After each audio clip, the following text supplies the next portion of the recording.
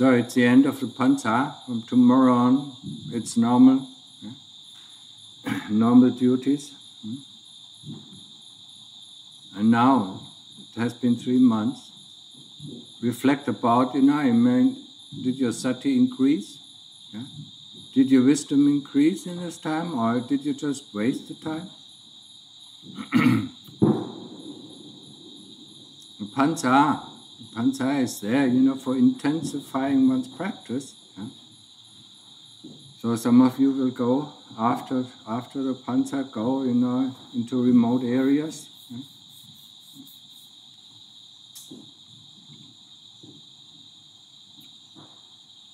And practice on your own, or in a small monastery with very few monks, where you're not disturbed.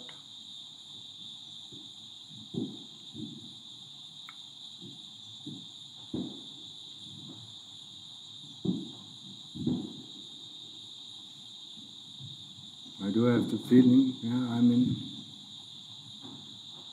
your intensive practice in this Pancha was not really that intensive.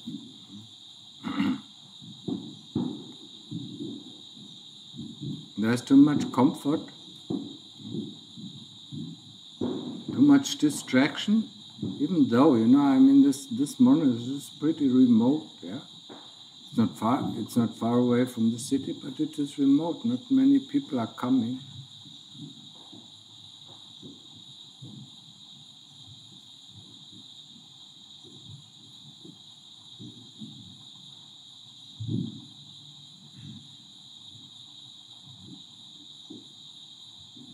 So we don't have much duties to do. Yeah. Even now, even after Pancha. So keep at your practice, develop sati, and develop panya, wisdom, by investigating the 5 groups, the 5 khandhas, rupa, vedana, sanya, sankhara, and vijnana. Yeah? So the body, and the body is the foremost object of investigation. We're attached to the body, we cling to the body, and we think that we are the body. So to get this hurdle over, or to understand the nature of the body and to understand that we are not the body, it is a big task. Once we understand the nature of the body, when we overcome this hurdle, we have done 50% of our job. And will not come back, anymore to this. Being born in these realms of existence, because you have attained to Anagami.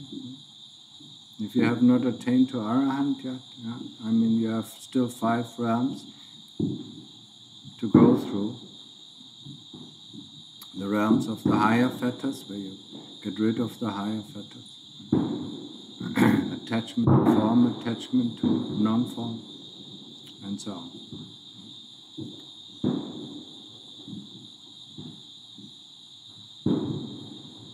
It's a bit noisy. Yeah?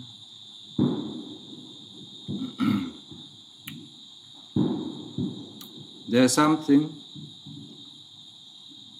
when Lungta Mahabua tried to explain, about Nibbana, yeah? He compared it to Wat Babanta. He said, when you come from Konkan, there's a sign that shows the way to Wat Babanta. When you come from Udon, there's another sign that shows the way to Wat Babanta. Yeah? When you see the sign, Wat Babanta, yeah, you don't know what Wat Babanta is all about. You actually have to go, you have to actually follow the sign. Yeah? And once you enter Wat Babanta, then you know what Wat Babanta is like. And that's the same thing with Nibbana. We have lots of words for Nibbana. Yeah? Nibbana means the extinction of our desires, or just the extinction. Can mean the supreme happiness. Yeah? These are just words that point to Nibbana. Yeah? And if we don't go the path to the Nibbana, we don't know what Nibbana is like. And it is beyond our imagination.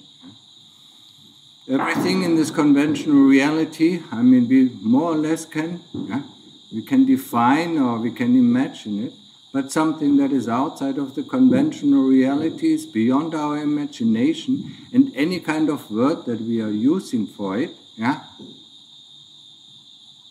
it's not going to fit. Because our language, is made of composites. I mean, if there's good, then there's evil. If there's beautiful, then there's ugly. But Nibbana has nothing of this anymore. There's no good, there's no evil, there's no beauty, and there's no ugliness. So how can we describe Nibbana? That's why the Lord Buddha used Nibbana, and I think it means in Pali, extinguished. Our desire is extinguished. And sometimes we refer to it as the supreme happiness. But if we don't go, we don't know what it is. And we can use lots of signs. I mean, coming back to the simile that Lungta Mahabua used, I mean, some of the signs, are just plain, plain writings, Wat Bhabantak. Others, maybe have the Chedi on it, a picture of the Chedi. Others have the picture of the inner sala, or others have the picture of the outer sala. So, I mean, you see these signs, you see these words, and you think and imagine other different things. You think, especially when you're a scholar, you think it cannot be the same thing. This sign is so different from the other sign. This word is so different from the other word. Normally, when I refer to Nibbana, I say our true essence. Or sometimes as the pure knowingness. Or sometimes I even call it, true self. What can be misleading, but I mean, it is. But we all refer to ourselves as self. But this self, is the true essence. It is only a pointer. Only if we go there, if we go the path, then we will find out what it is all about. But people get confused with words. And words are pointers. We use our language, especially in all the words for feelings. I mean, we cannot really express a feeling. I mean, we can say a word. Somebody has a similar feeling and he uses a different word. What is it now? Is it this or is it that? Our language is very, very inaccurate. And our language is just point us to the truth. If we don't follow the sign, then we don't know what it is all about. When we say there is sadness, for instance, and I told you often enough, I'm into investigate. What is fear? What is pain? What is sadness? What are these things? What are these feelings? If we don't go to the sign, if we don't go to the real experience of it, we don't know it. We have these words and we live in these words and we live in this imagination. We have to get rid of these words, and live in reality. And that is difficult. I mean, if I'm correct, then the Lord Buddha one time said, when you talked about Nibbana, neither am I nor am I not. What does it mean? What can we say about this? Nothing. Not really. Neither is he annihilated nor is he not annihilated.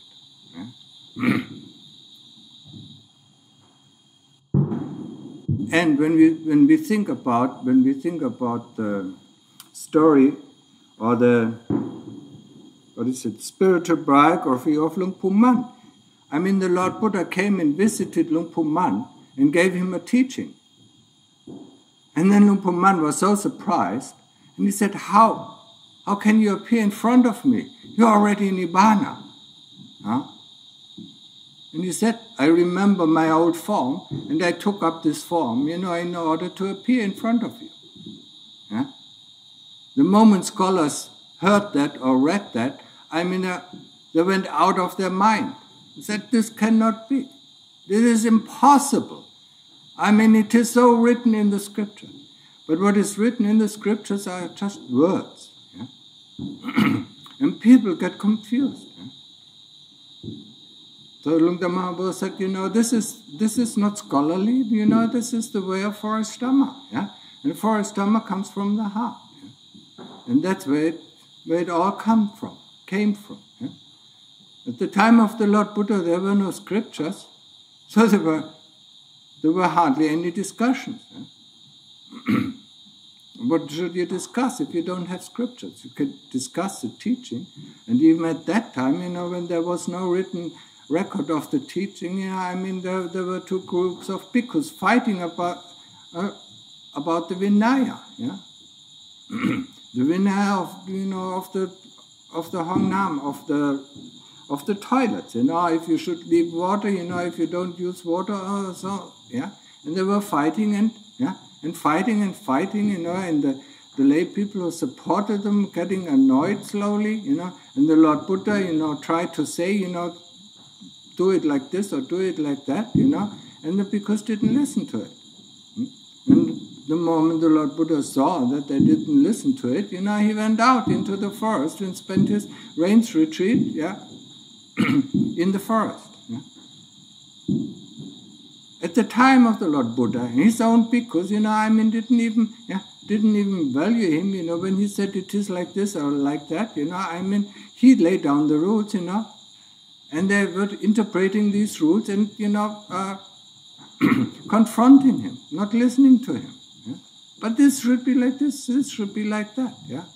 And what kind of bhikkhus are they? What kind of monks are they? Yeah? So when the moment the Lord Buddha disappeared into the forest, the bhikkhus who stayed in the wat, the lay people were so annoyed with the bhikkhus that hardly gave them any food. Yeah? And at the end of the rains, they begged the Lord Buddha to come back. Words make things so difficult, because we think, we know what is meant. Yeah? But it is not. Yeah? As long as we don't follow the signs, as in the example before, to Wat Papantat, we don't know what Wat Papantat is. We might have heard stories, we heard stories from this person, we heard stories from that person, whoever been to Wat Papantat, who tell us, this is like this, that is like that, yeah? But when we go there, when we follow the signs and come to Wat Papantat, it's very different from all the descriptions that we ever heard, from all the descriptions we ever read, yeah? And that is certainly one thing that that Lungta Mahaprabhu wanted to tell us. Yeah? Fighting about words, interpreting the scriptures, it is of no value. Yeah? The scriptures are pointers to the truth, or pointers to these experiences that one can make. But they are not the experience themselves. Yeah? And we get confused by that. Yeah? The moment we think we understand one of these experiences, or we understand, what is Sotapanna, a lot of people in the West, think they know what is Sotapanna, and then they assume they are Sotapanna. Yeah? But they haven't actually followed the path to Sotapanna. Yeah? So they don't know how it feels like, to be a Sotapanna or a stream enterer. Yeah?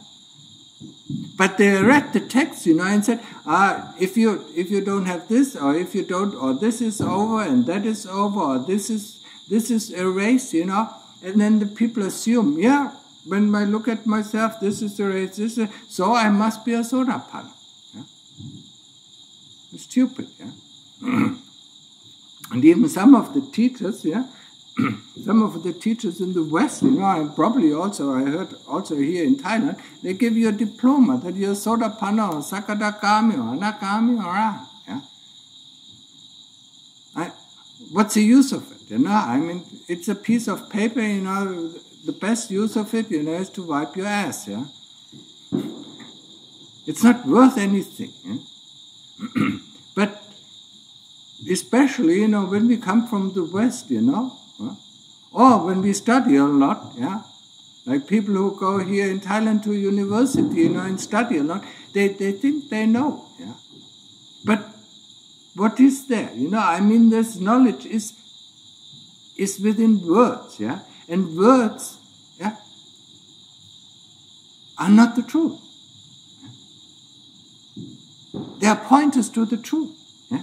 Just like our programming language. Yeah? When you use the programming language, we say A. But A is a pointer to the value that is, for A. But this value also can change. Yeah? Sometimes, it's 10, sometimes it's 100, sometimes it's 99. Yeah? So we actually have to go down to this location where the value is stored. Yeah? So it's the same thing. We have to go down actually to Wat Papantat to know what is Wat Papantat like. Yeah? Seeing the pictures, even seeing the pictures, even seeing videos, we can have an imagination, but we don't really know how it feels like. Yeah? Just like when we talk about fear, and about pain, we do have memories of it, we do have imagination, but we really do not understand what is pain. But we constantly talk about pain, we constantly talk about fear, we constantly talk about self, we constantly talk about these things, as if they were real. Yeah. But each time, when we talk about my thoughts, or my ideas, we don't realize that these thoughts and these ideas have changed over time. Yeah?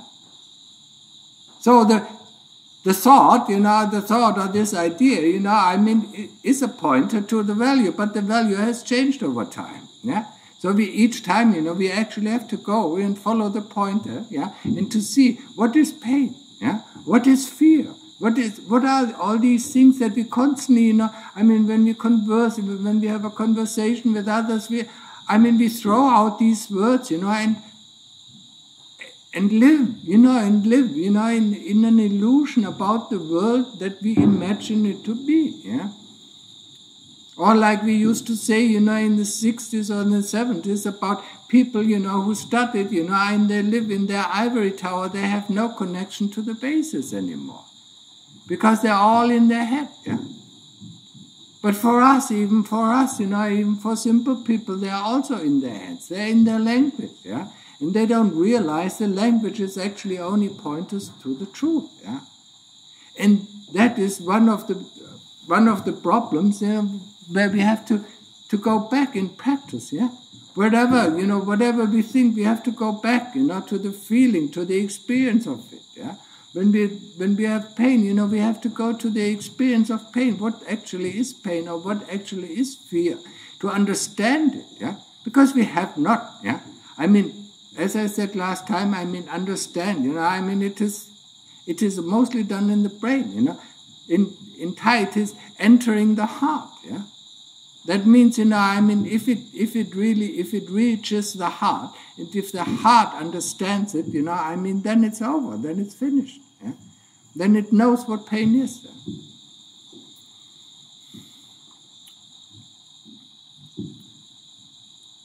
So this is something that we really have to be aware of, especially when we talk about Dhamma. We have to realize that this Dhamma is just words, there's no meaning to it. And the Ajahn who sits here, he's not very careful with the words, yeah. He sometimes uses misleading words, yeah, because he knows there is no, yeah. It's only pointers, yeah. If we follow the way, we go there. When you talk about the true self, then the experience of the true self, we can go and actually do it, yeah. By first going in Upachara Samadhi, where there is knowingness, yeah? But this knowingness, yeah? And there's no more self, yeah?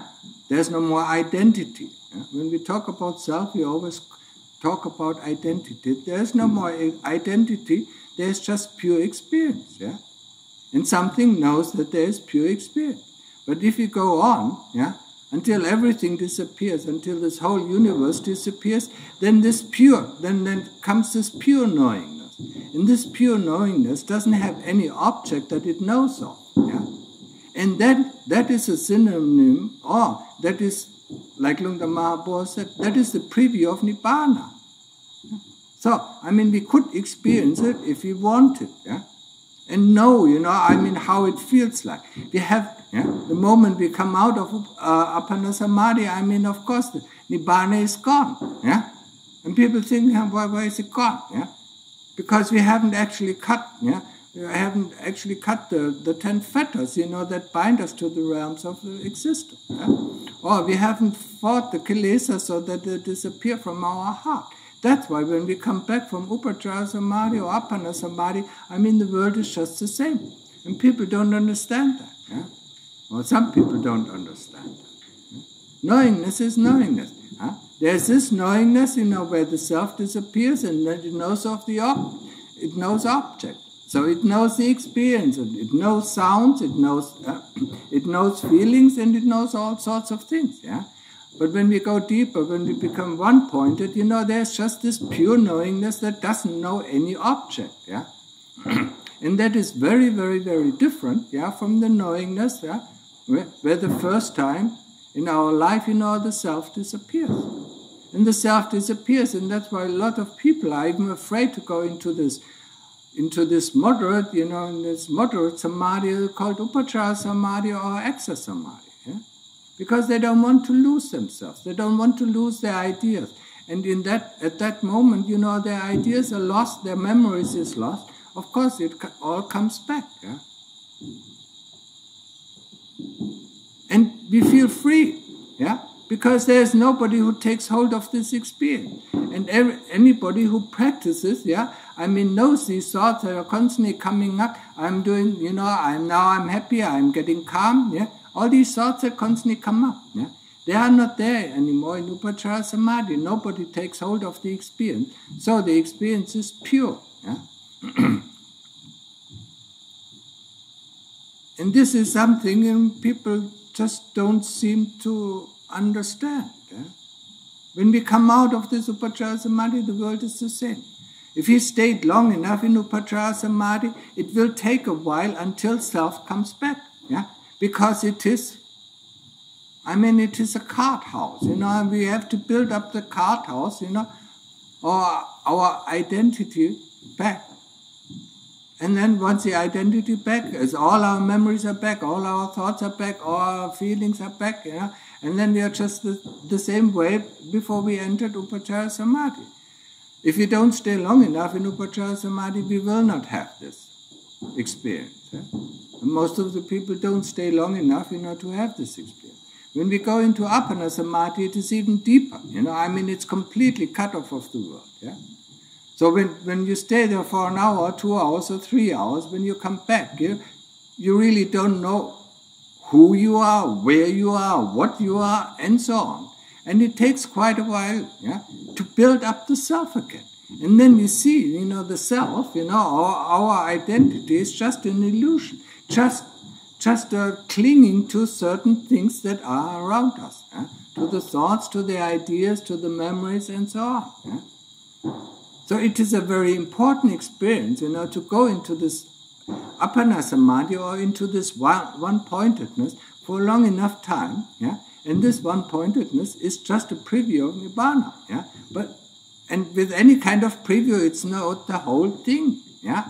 Just like when we see a preview of a movie, it is not the real thing, yeah. It is a preview. It is very close to, but when we come out, everything is the same. Yeah? And if we stayed long enough, we will see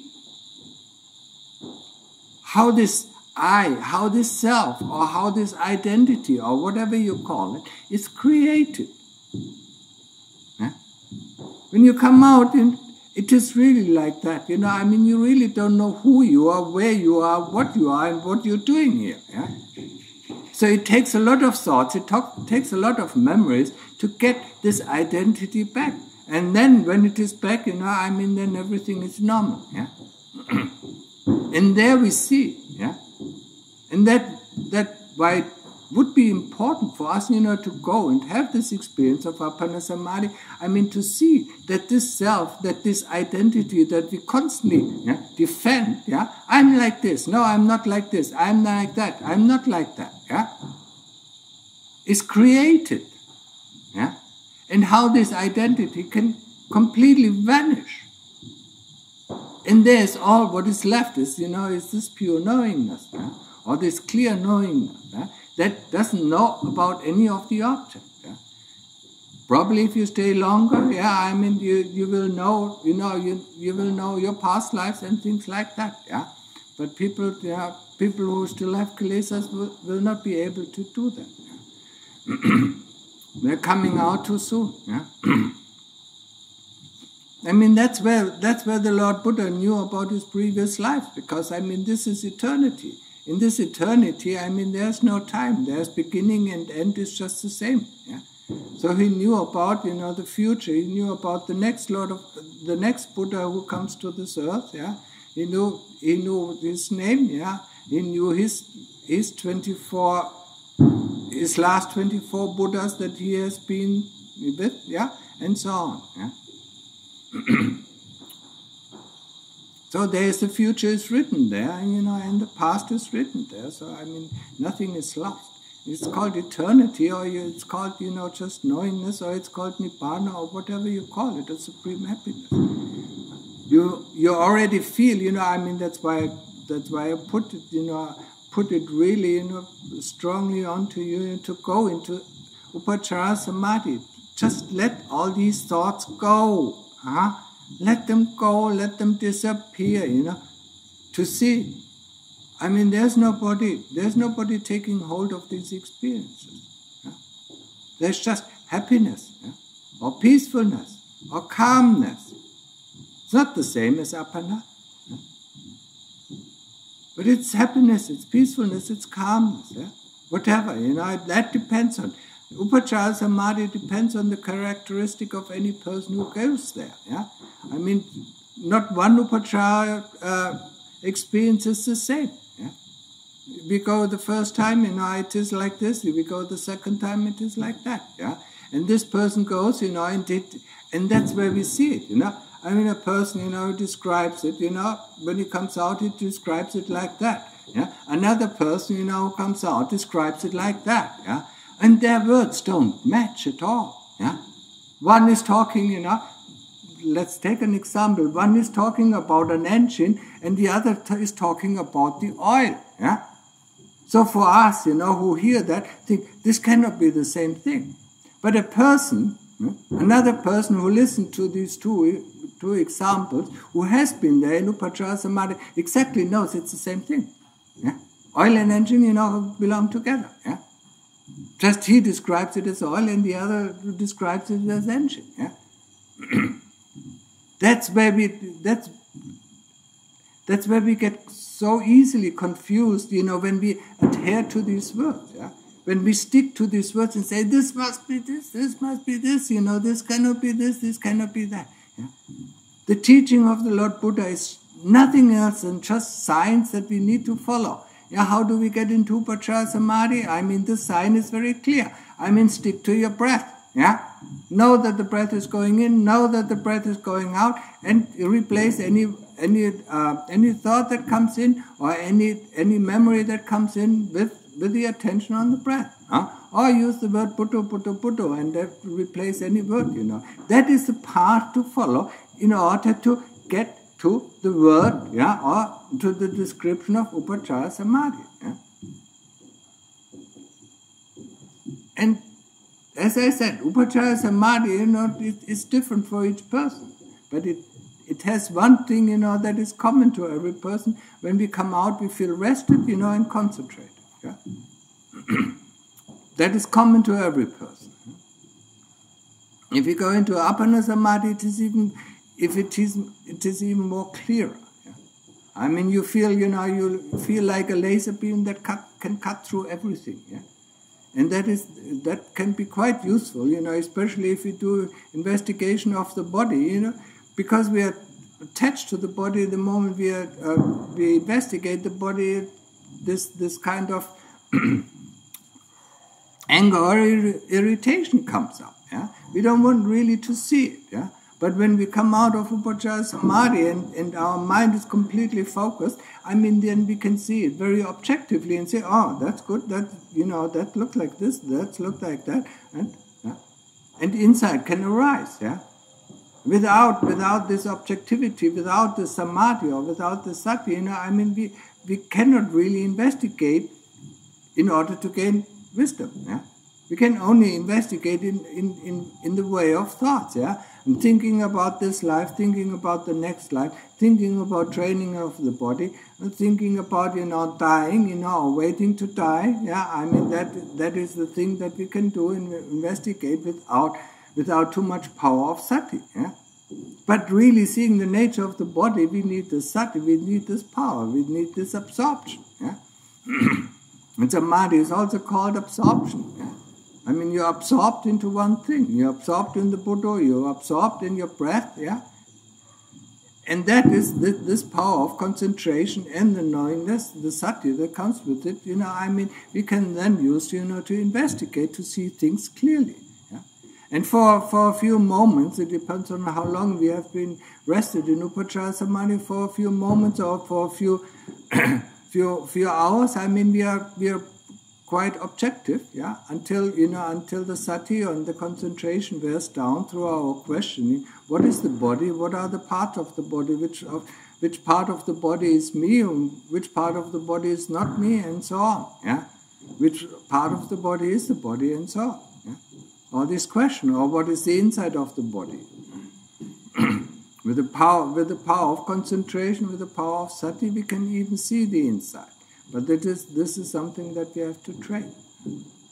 So don't lock onto the words. Yeah, I know people accuse me of not being precise, but you can't be precise. I mean, all what you need is giving pointers to people. Yeah, where they can follow the pointers, or follow the path, to end up in that state. Yeah? And my experience of Upachara Samadhi is not your experience of Upachara Samadhi. So the more I tell you, actually, the more you get confused, because I mean we believe the language, and we make out something out of the language. Yeah? So the important thing is, to follow the signs. Yeah, I mean this sign leads to Vatpapantat. So if I follow it correctly, yeah, then I will end up in Vatpapantat. Yeah, so if I follow the sign, to Upachara Samadhi correctly, then I stick with my breath and replace any thoughts, yeah, and any memories that come in. Then I will end up, yeah. There's no way that you cannot end up, yeah. But people, get frightened or say, maybe this is not correct, yeah. I mean, maybe I'm sitting not correct. Maybe I should sit straight, Maybe I should put more, yeah, and so on. These are all the defilements, these are all the kilesas coming up, disturbing our practice, and not being able to realize that is actually not the Dhamma that is coming up and sit us straight. No, it's the kilesas to bring up these thoughts. I should try now there. Maybe I should take another point. Maybe I should. Yeah. That's not meditation. Yeah, I mean that is following the whims of the kilesa. Now, all what we need to do is, to sit down comfortable, yeah, not moving anymore, yeah. That's why we sit comfortable, not moving anymore, and then just pay our attention to the breath at the tip of the nose, or mentally repeat the word Buddha, Buddha, Buddha, Buddha. Yeah? And whenever thought or memory comes in, yeah, I mean then we go back to the Buddha, and we don't punish ourselves. Oh, my concentration is so bad. Who brings that up? Yeah? Doesn't matter if it's bad or if it's good. I mean, just return back. Yeah? Just return back to the breath, or just return back to the Buddha. No matter if it is good, no matter if it is difficult, no matter if it is easy. These are just the kilesas bringing it up. Yeah? Just follow the signs. Yeah. Just do the work. Yeah, I mean, I often said, I mean, if you have a shovel, and stay at the same place and dig, yeah, and the faster you dig, the faster, you get a hole, yeah, and that is nothing else than samadhi. Yeah, the faster, the more concentrated you are on the Buddha or on the breath, I mean, the faster you reach samadhi. Yeah, but there will be a stage, where some people get afraid because, I mean, the concentration becomes so big, and then the kilesas bring up. But I'm getting lost. Yeah? Of course. That's the beauty of it. We will be in another sphere, yeah? Or we will be in another realm of existence, yeah? Let's call it that, it's not correct.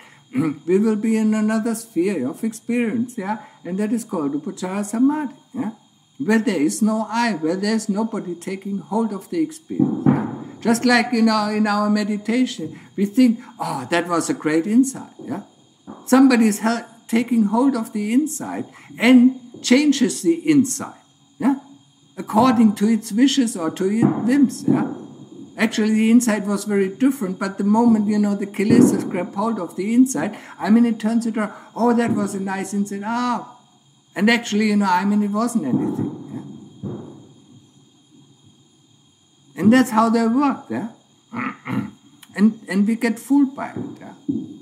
We shouldn't worry about our sitting position, we should just worry that our mind stays with the Buddha, or stays with the breath. That's the only thing that we have to worry about. And overcome the fear, when you go to sleep, you don't know, the I is gone also, there's no identity when you go to fall asleep, So why are you afraid, Apana Samadhi is the same thing, it is even more difficult, because you're not only losing you don't only lose your identity, you lose everything, All this universe is gone, It is gone. It doesn't exist. It's a realm, it's a realm of existence, that has nothing to do with conventional reality. So it cannot be explained with words.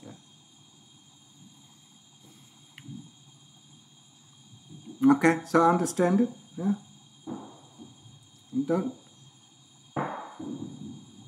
just follow the signs, the whole teaching of the Lord Buddha is following the path, right? Sila, Samadhi, Panya. So keep the 5 precepts, train your mind, to become one-pointed, and investigate the 5 khandhas. That's the path that leads to the end of Dukkha. That is the path, that is the sign, Wat Papantat. If you follow the sign, that will lead you to Wat Papantat, and then you will know for yourself. Just like if you follow the sign to Samadhi, that's what you have to do. The Lord Buddha said it, sometimes he explained it, to make it a little bit more attractive to people, that there's, that there's some happiness, or some peacefulness, or, when he described this meditation experience, but that depends on the people, of course, we need to have some sort of aspiration in order to get this difficult path, because there are a lot of stones on the path, there are a lot of hindrances. Tiredness is one hindrance, Fear is another hindrance, Sloth and torpor, Doubt is a big hindrance, and so on, All these stones are on the path, on the path to Samadhi, on the path, to Nibbana. Okay, so.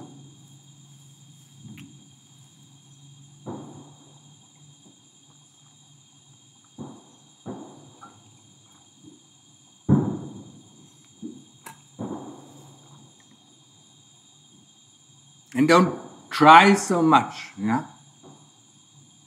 Just bring the mind back. Just bring the mind back. Trying is also a form, can also be a form of the kilesas, I need to concentrate. That's forcing concentration. It has no effect, except that we get a headache, And when we get a headache, we already know, that we forced it too much, No, it's just bringing the mind back, and that is difficult. Just let me think this thought, Just let me think this thought. It's so important, this idea is so great, I need to build a new kuti in my son,เข้าใจไหม สังกุติใหม่ในส่วนนะความคิดนี่มันดีมากและได้ภาพแล้วนะ ไม่ใช่นะ That's not the way. Just leave it, replace it with the Buddha or replace it with the attention on the breath. And that's where we should use all our strength. Not to let the mind go out, not to let it go out in thoughts and in memories. The moment we realize that there's a memory, we bring it back to the Buddha or we bring it back to the breath. The moment we realize there's a thought, we bring it back. Another common mistake is to go onto the feelings. The moment the mind gets calm, we go into the feeling of calm. And then we forget about our work. That led to the calm, and then the calm disappears, and we are so sorry. Yeah, we feel so sorry. Our calm has disappeared. We just didn't realize that we have left our work, and enjoyed, the view of the deep hole. Yeah, and while we enjoy the view of our deep hole, the hole slowly fills up again, because it's a sand hole, and it slowly fills up again. And then we have to dig again. And then it is very tiresome. Don't give in to these things. So, okay, now I stop for it.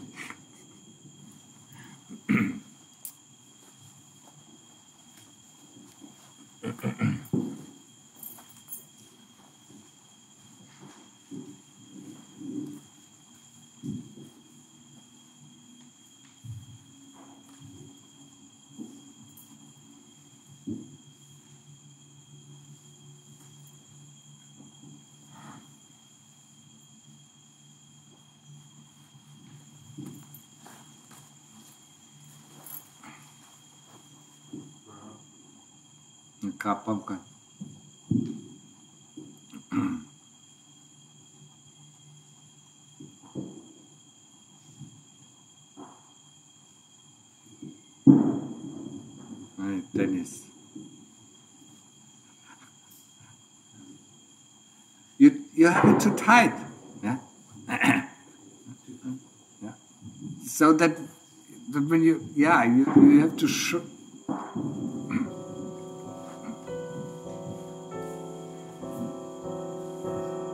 No, it's confiscated.